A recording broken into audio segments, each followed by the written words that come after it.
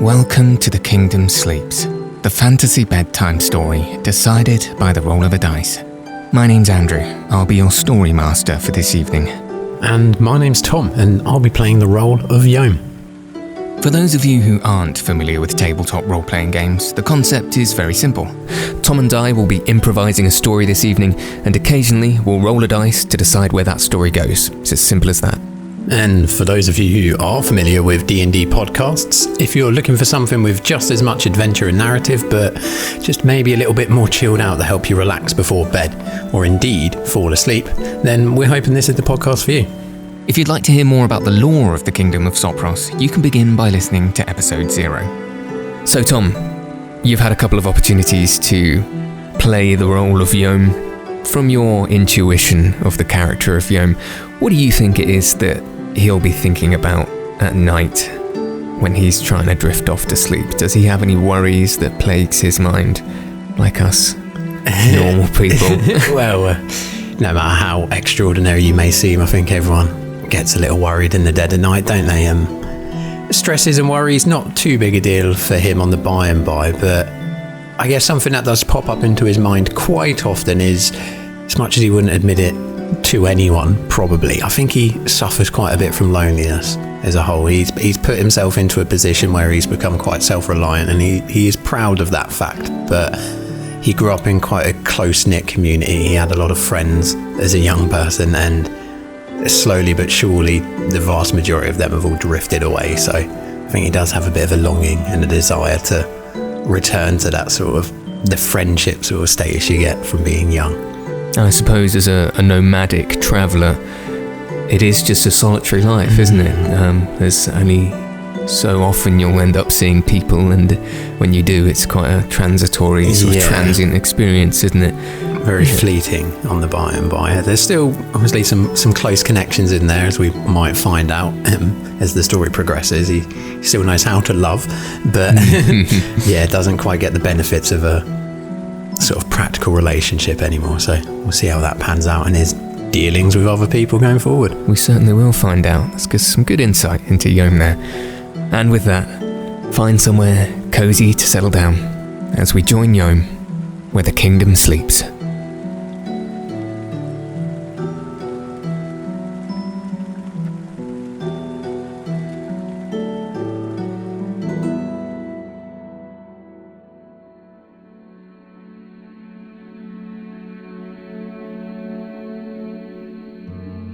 So, Yohm, the intrepid desert guide, you've spent the last couple of days guiding a group of young miners from the Harvesters Guild to a remote location in the Schwertsuna Desert. You travelled for a few days and found yourself in some trouble the morning of your approach to the mining location. You woke up to find something unusual, something you don't usually see in this desert landscape, and that is a huge yellow Mamu spirit creature in the form of a large serpent's head sticking out of the sandy ground, looming over your encampment, much to the dismay and disorientation of the young and panicked miners. Their leader, Ren, woke you up bleary-eyed in the morning to announce the arrival of this huge and hostile Mamu creature, seeking your guidance as someone who knows more of these creatures than the rest. And as I say, this is something that you'd not seen before, but before you'd had a chance to actually establish the situation and find out the intentions of this oddly aggressive Mamu creature.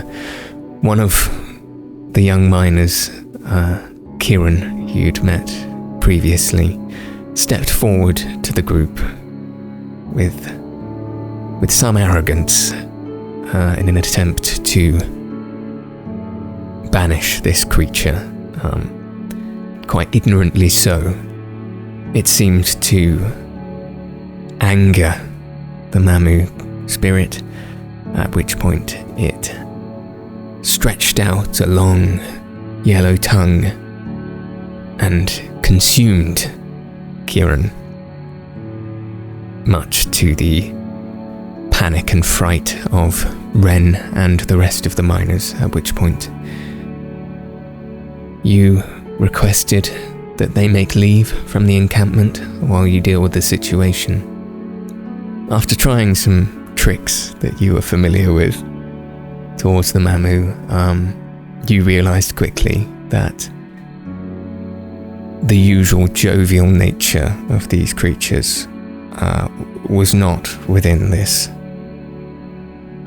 angry-looking, black-eyed yellow Mamu creature, and it too consumed you. You were swept inside the mouth of this huge serpent, but when the dust settled and you utilized the bright stone rune that Ren had given to you, illuminating the area around you, you realized that you were somewhere that wasn't quite what you might have expected.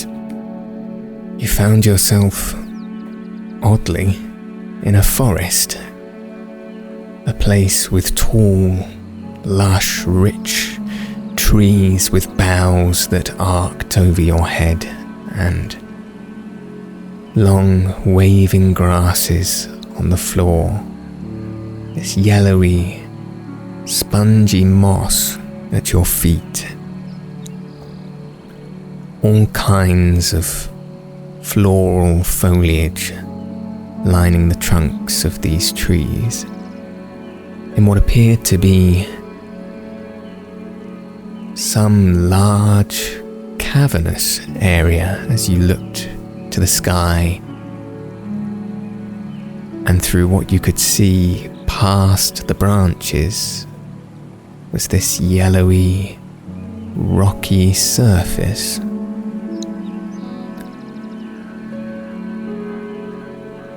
Quite unexpected. In the middle of the desert, no less.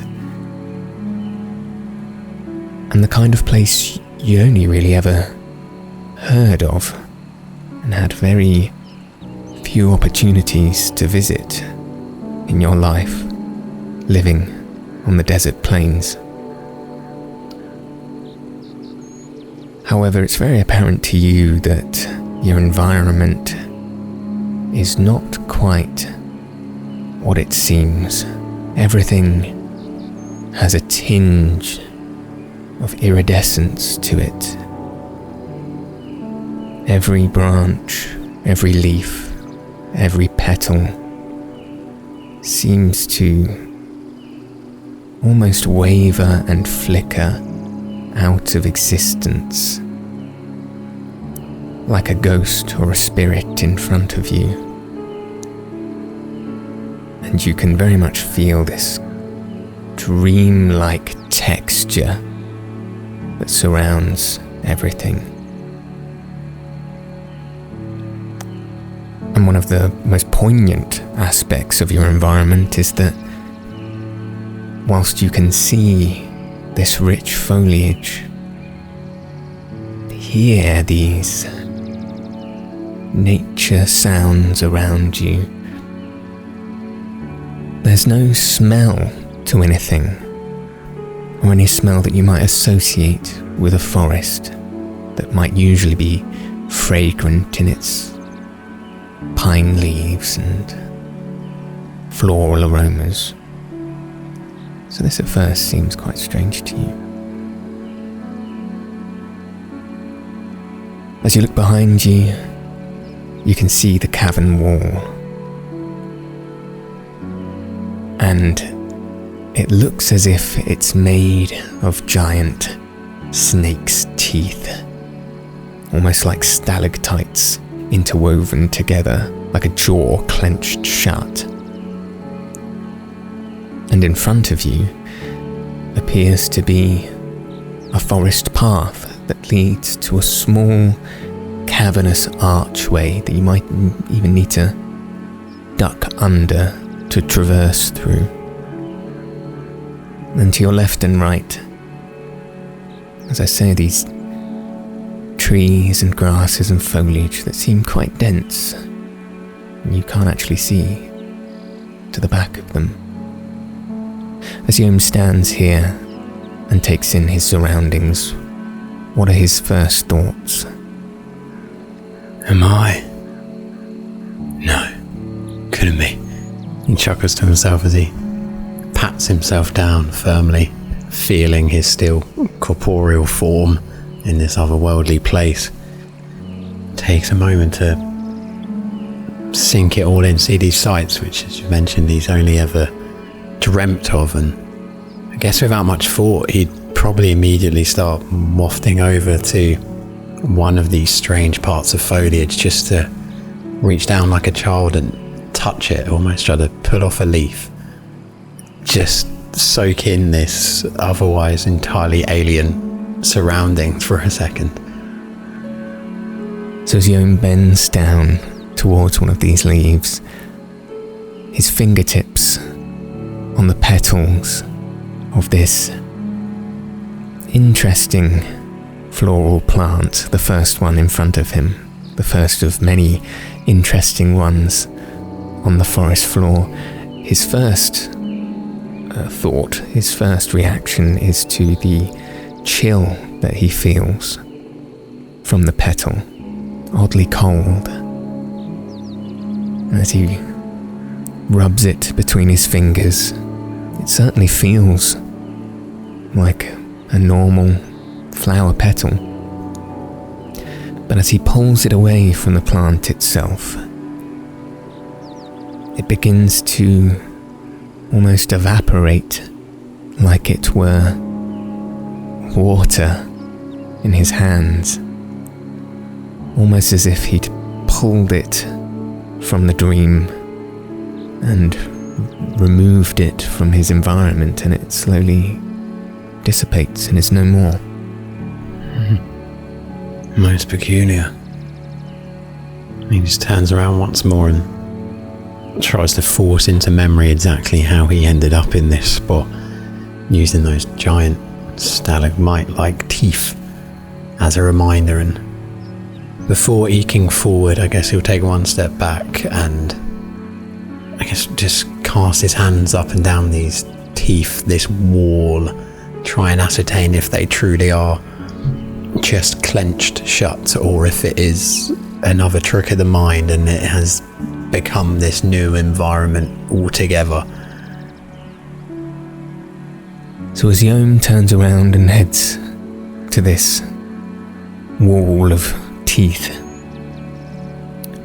one of the first things he notices is that the stone has an odd yellow fluorescence to it.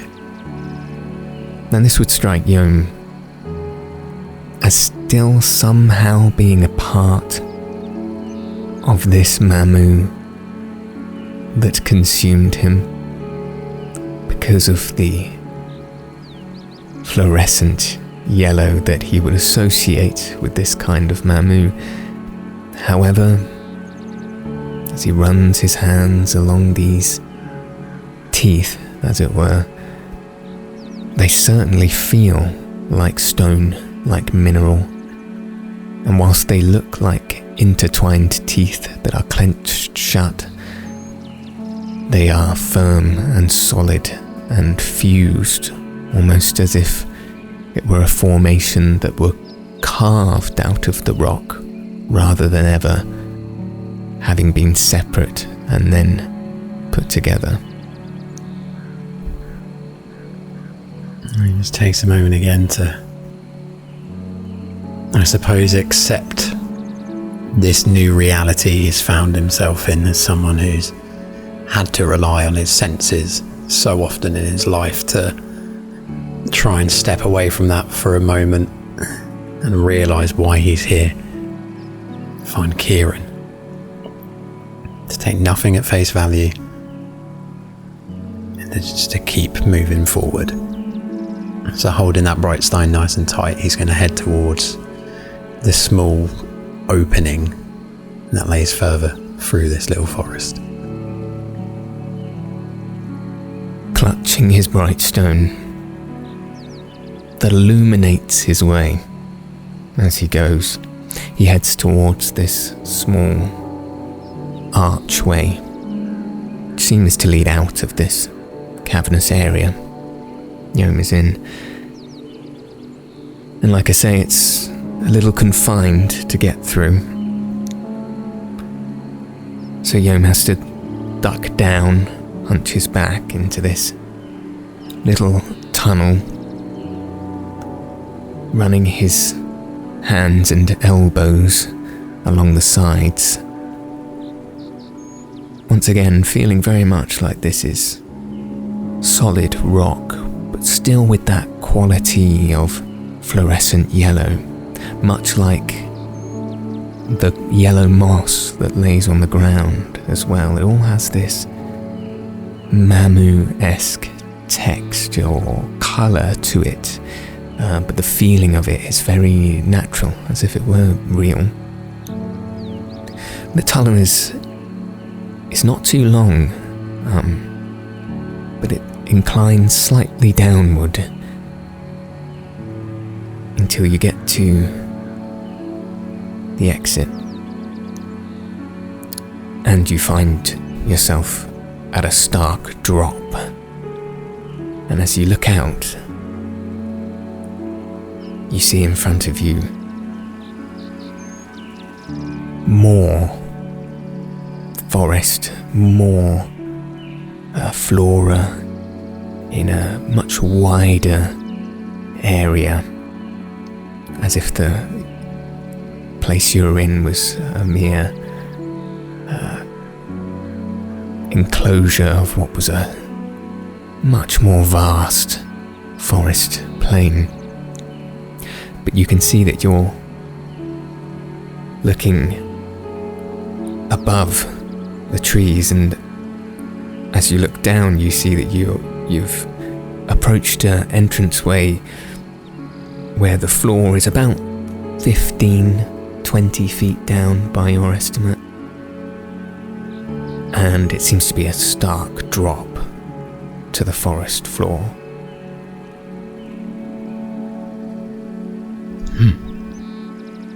If only Grams could see this. Just looking out, just still in awe over this canopy in front of him. Again, a sight just never seen before by him. I guess before trying to proceed any further, maybe even against his better judgment, he's gonna let out a call. Kieran! And then he waits. As Yohm lets out this bellowing call to the vastness in front of him, he can even hear it echo back to him, whereupon he gets a scale of how large the area is in front of him, and it feels like he's shouting into a valley, though he can't see much further than the dense foliage of trees in front of him. That shout alone lets him know he is not in the desert anymore. But as he waits and listens, aside from the flutter of a few birds in a distant tree, nothing seems to come back. None of this makes any sense. What was it Ren said? As he looks down to the stone he's been holding in his hand. It'll show that which can't be seen. And he looks in front of him at the drop ahead. And he kind of just holds his arm out forward with the stone clutched in it, looking down before the drop. And then just lets go of it. and watches to see where it lands, just beneath him.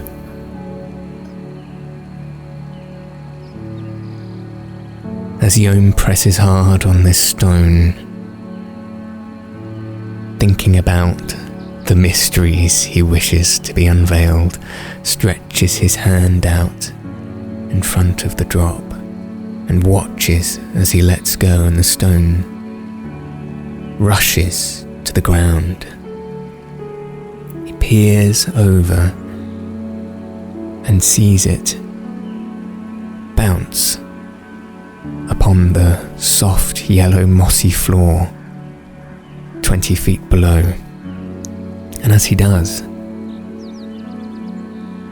he can see bright white light rush from the stone along the forest floor in front of him, down below. And he can see it rush along the path. But the full view of where this light seems to be going is occluded by the tree branches, and he might have to get lower to the ground to see exactly where that line of light began to travel. Well, he's gonna, like you say, follow the light then, and I suppose once more reach down to the ground around him, try and find a decent footing, a vine perchance to grasp onto. Takes one final deep breath and will start to try and lower himself down. So as Yohm positions his body to try and make his way down this cliff face that runs towards the forest floor, he immediately notices that this might be quite difficult, there being no vines. However, the surface of the rock itself seems to be perhaps cut, perhaps worn in a way where it has some foot and handholds that he might use. However, this would be a tricky climb, even for someone who was quite adept. So I'll get you to roll for his success.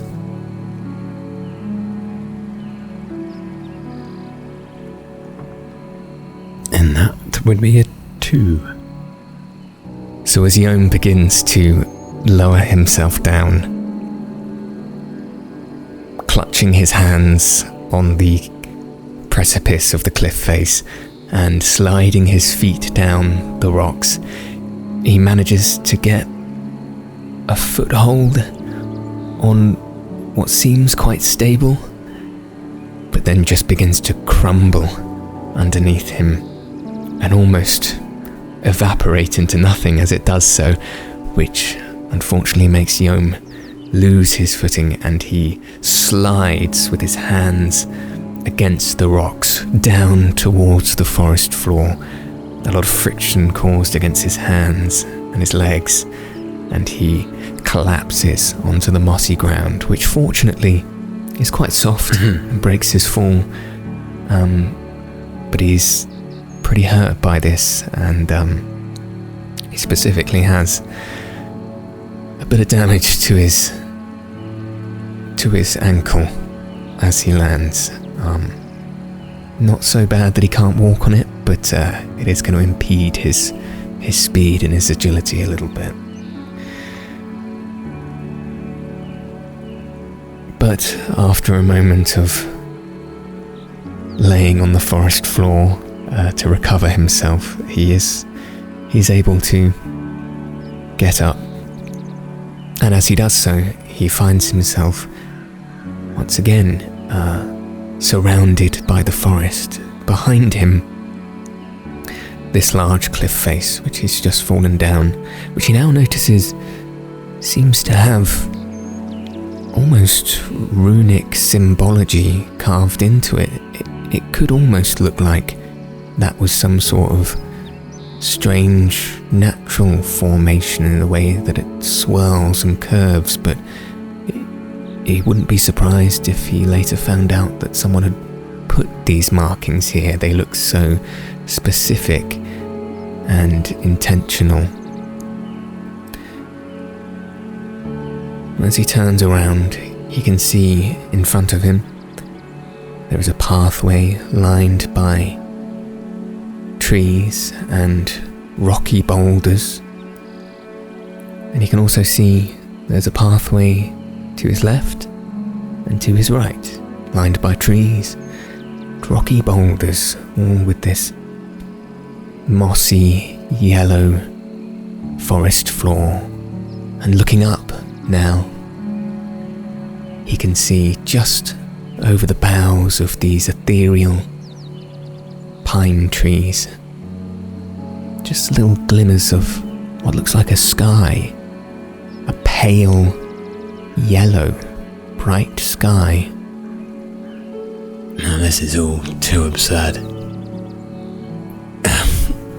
First I'm falling on a damn 20-foot climb, and now the sky's turning yellow. God help me, what's next? He looks to his left and he looks to his right. He looks down on the floor beneath him, having a moment of thinking this. If I fell down there, there's no way Kieran was going to make it back up. And I try to look for any signs of other disturbance, or if there's any foliage been damaged much in the way that might have done since I stumbled down the rock as well. So, as you look around, the stone that lays on the ground, glowing bright white, shoots light in a straight line right ahead of you, and seems to almost stop or split off on the path ahead of you, maybe a good 50 feet straight forward. You'd have to walk along the way a bit to find out precisely how that light dissipates. But that's where the stone seems to be leading you. As you look to your left and your right, the forest seems to get dense on either side. It's difficult to see quite what lies ahead on those paths. But in terms of any signs that someone else may have been here before, there appear to be no footprints, no broken branches, no trails or cut paths through the foliage at all. It's almost as if you're one of the first people to have set foot in this forest. My, bends down to pick that stone up once more and just checking what he's almost certainly already sure of, and sort of spins around on the spot for a moment, maybe walks 10 foot one way, 10 foot the other. Does the light change direction at all? Does it emit anything at a different strength? Does it signal anything else as he starts moving around, or is it still guiding him forward? As he picks up the stone and moves it around, you can see that the light only ever stretches with him to move, but the path that it leads continues to remain the same. And then it's pretty clear what he must do. He starts slightly slower than before, trudging on forward.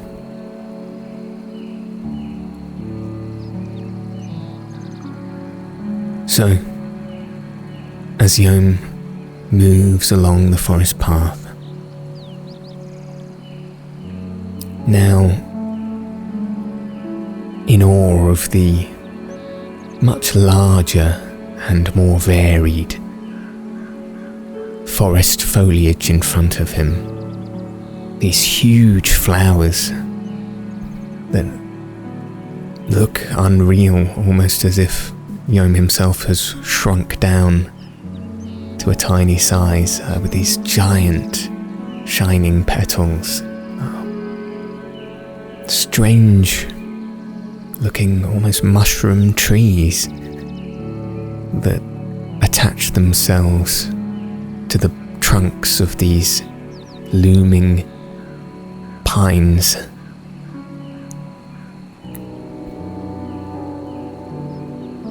He comes to a certain point along the path, following the light as he goes, and he can see that the path carries on straight, much in the same way that he's been travelling already, but the light seems to diverge off the path to where there is no path, to where in fact on either side there are merely rocky boulders,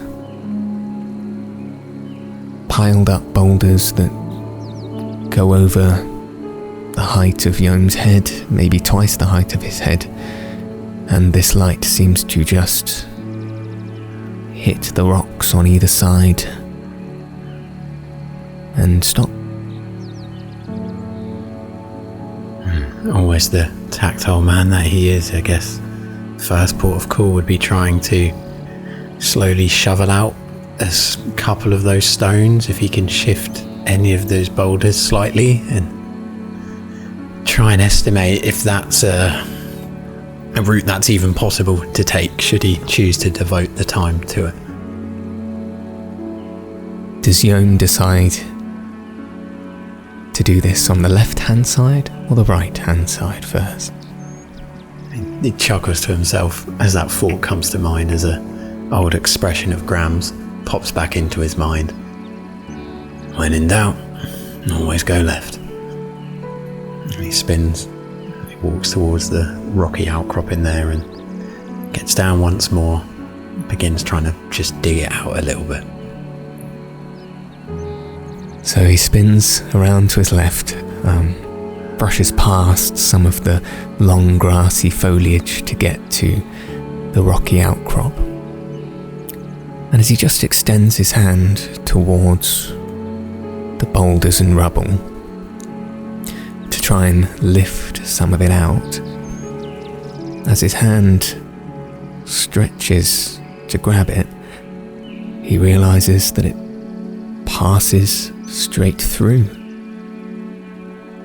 in a way in which he can no longer see his hand. It almost looks like it's stuck inside the rock, but feels very free moving, almost as if the rock weren't there at all.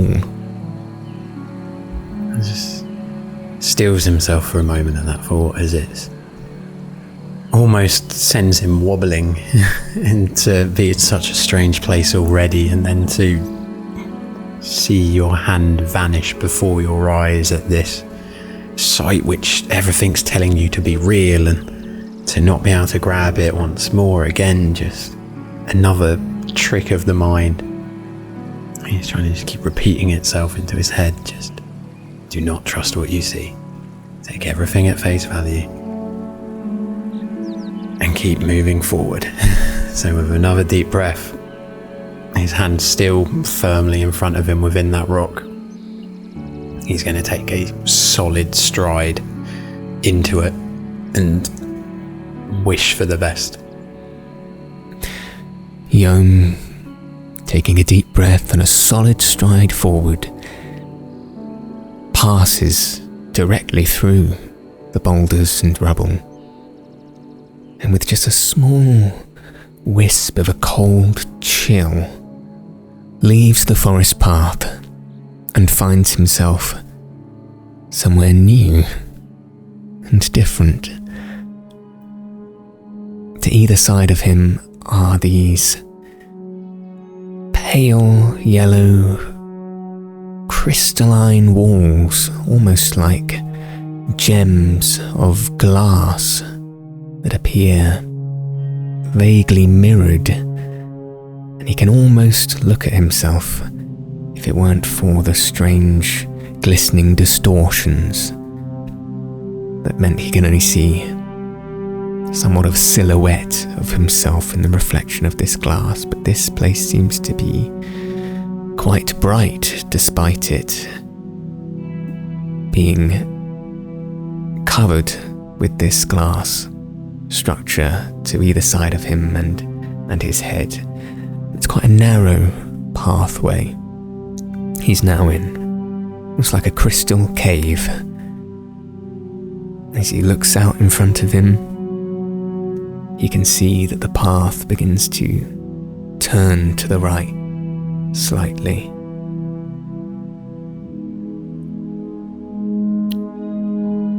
And as he moves forward, he can see, as he turns the corner,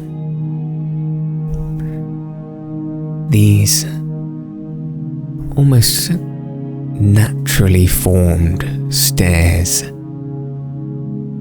that aren't quite perfect but are still definitively steps made of this crystalline material. One set of steps that seem to go up and one that go down.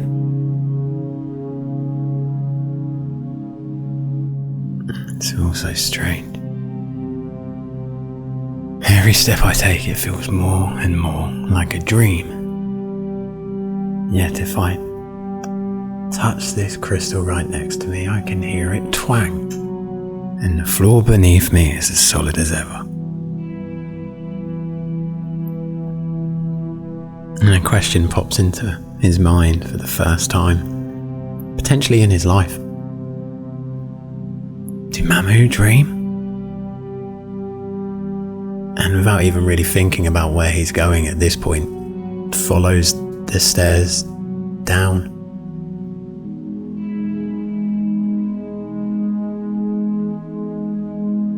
Pondering this question in his mind, he heads down the crystal steps. The steps that he now sees begin to spiral slightly. And as he carries on, the light that seems to emit itself from this crystalline material begins to dim, and Yohm sees himself entering a slightly darker place.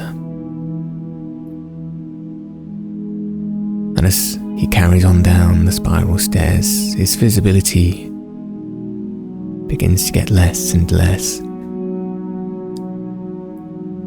until he finds himself at the bottom of these steps in a very, very dim place in what he believes to be a very, very small enclosure. And though he can't quite see very well, he can hear a whimpering, almost like the crying of a small animal in need. But with the nature of the material of the cave around him, the sound seems to bounce about the walls, and without proper investigation, he can't quite make out where it's coming from in this dim, small enclosure. And immediately that strikes a chord with Yohm, who has spent more time with animals over the last few years than any of the humanoid races of this world. And I think the last thing he'd want to do is to cause any more stress or concern for an injured creature. So before just wafting around in the blind darkness, I think he'd just sit down on the floor in front of him and gently just begin to tap, maybe even a little bit of that bright stone that he's holding just onto the floor, just gently, just mimicking the sounds of a creature scuttering through the sand, the kind of creature that he knows and is accustomed to. And again, just waits for some kind of reaction.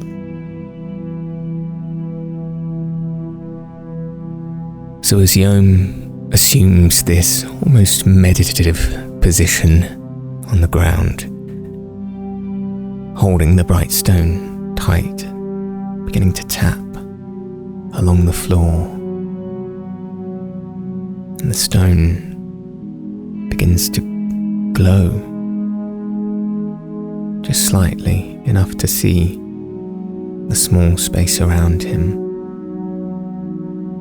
But after a little bit of time, he begins to see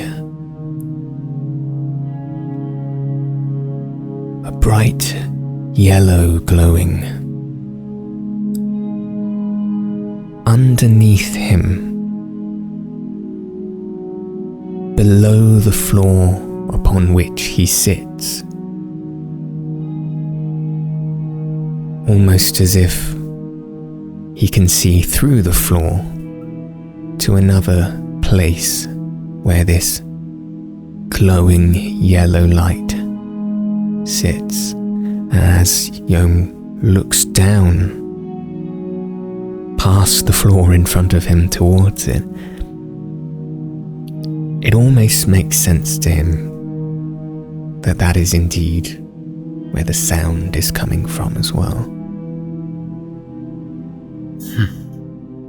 And from that, still nice and low to the ground, nice and slow as well, he'll begin just feeling along this crystalline surface, trying to investigate it further, see if there are any slight indents, any further steps, any trapdoors or hatches, so to speak, any ways hiding further descent down.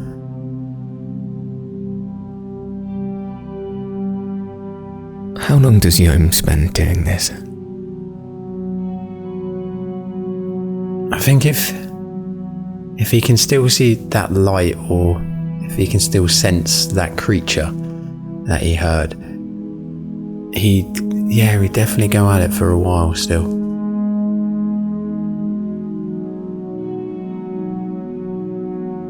So having spent a little while trying to feel his way around this dim room,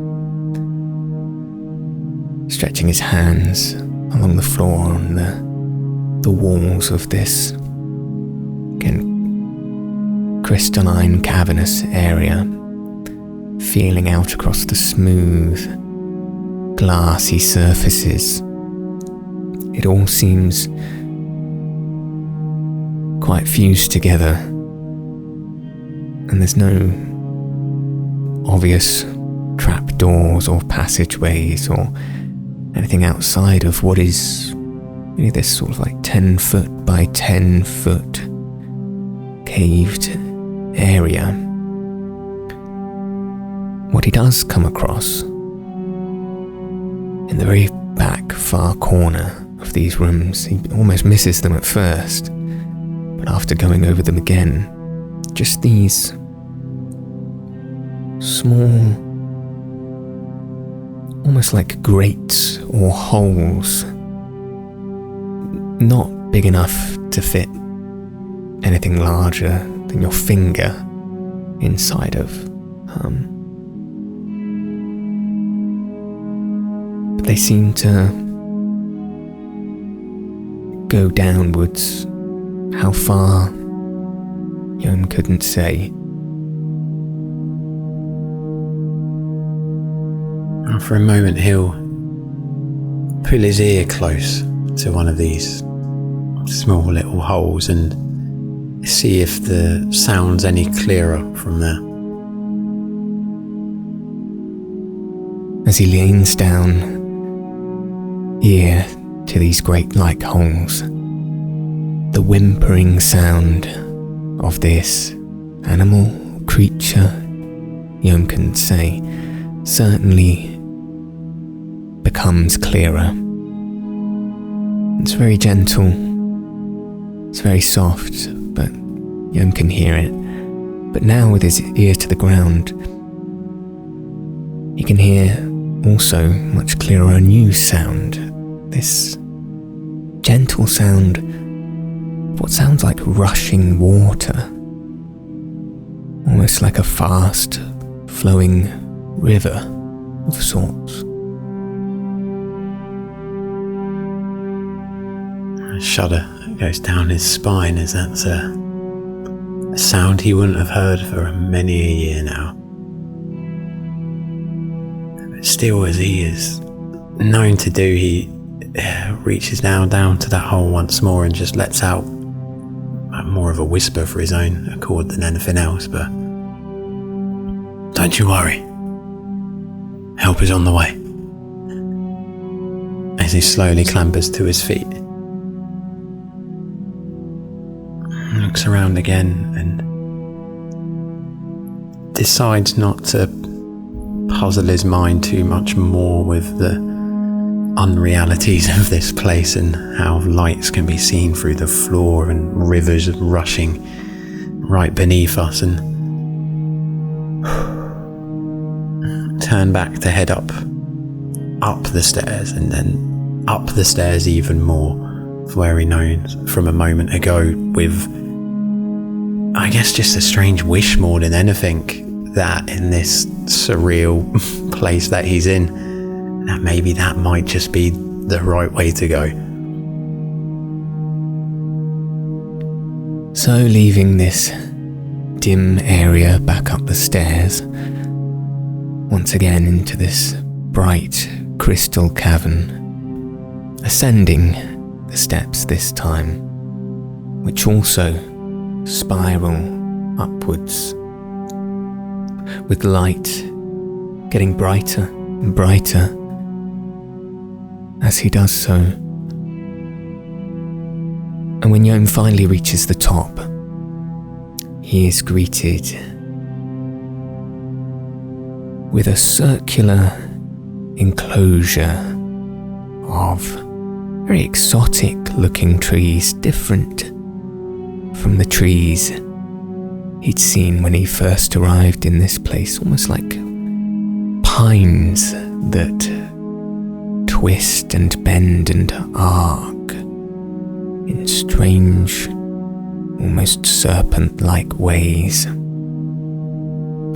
Above him, he can see very clearly the pale yellow sky of this realm he is in. At the floor is once again this spongy, yellow grassy moss. And as he steps forward in this area, you can see that he is now quite high up, perhaps 100 feet above this large forest plain. Hundreds of trees below him. And over some distance, a good few 100 feet away, up high, Yohm can see a small opening in the forest and what looks like firelight, which looks like several dotted bonfires lit in the open. It's difficult to see from this distance, but what looks like moving creatures, and potentially what Yohm believes to be a humanoid figure in the centre of them.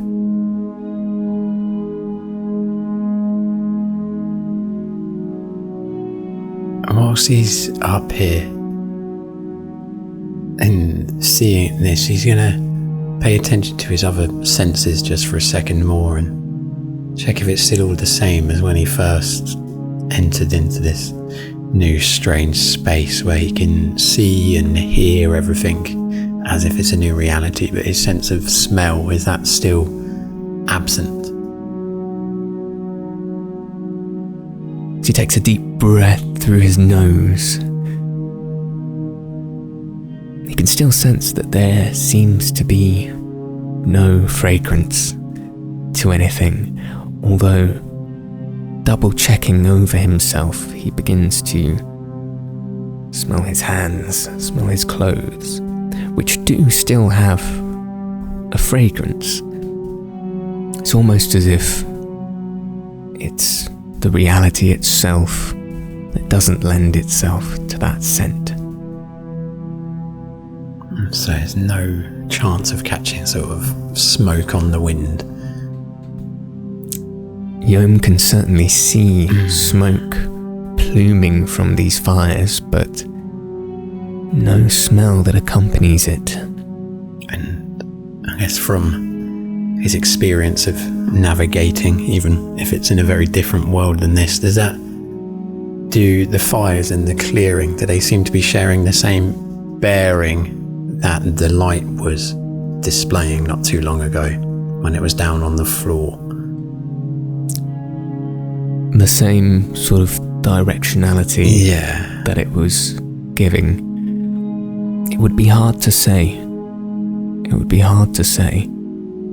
Is this the light that you saw in the dim cavern, or the light that you saw when you first entered? In the dim cavern, when it started to hint at a direction. Yohm, with a fairly good sense of direction from his desert travels, will have a good bearing on that still. And he would feel that light that he saw in the dim cavern was still almost directly below him, where he stands. Whereas what he's looking at now is a few hundred feet away from that position, far off on the forest floor. Before doing anything else too rash, then I suppose he's going to just spectate for a moment longer and mostly try to ascertain if that humanoid figure is indeed humanoid, and if it seems to be moving and interacting with the world around it, and just trying to really get a grasp on what it is Yohm's seeing. Sure.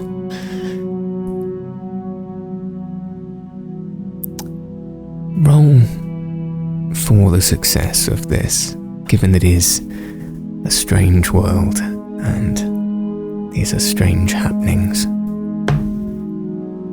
That'll be a 10. So as Yohm leans over the cliff face and looks out to watch these goings on for a little longer to see if he can ascertain what's going on, it is still quite indistinct, but these creatures that seem to be lingering near the fires definitely have a fluorescent yellow quality to them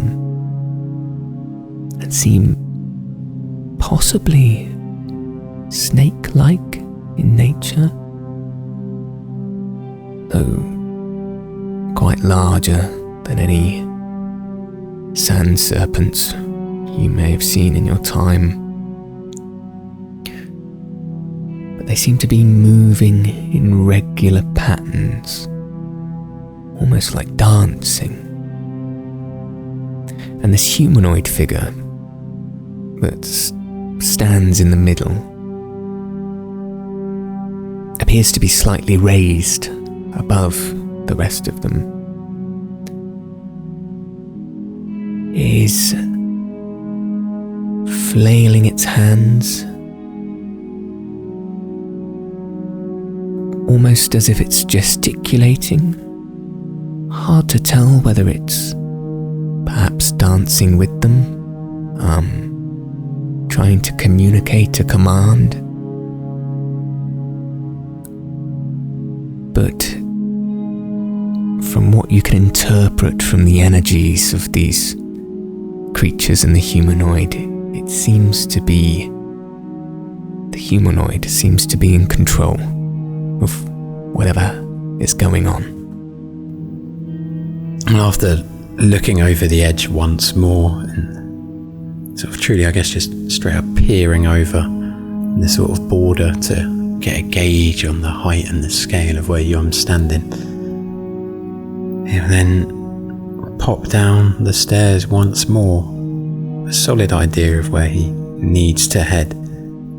But yet that strange whimpering growing ever more present on his mind, not being able to let that go, definitely not forgetting about it, but with no obvious course of action to take next.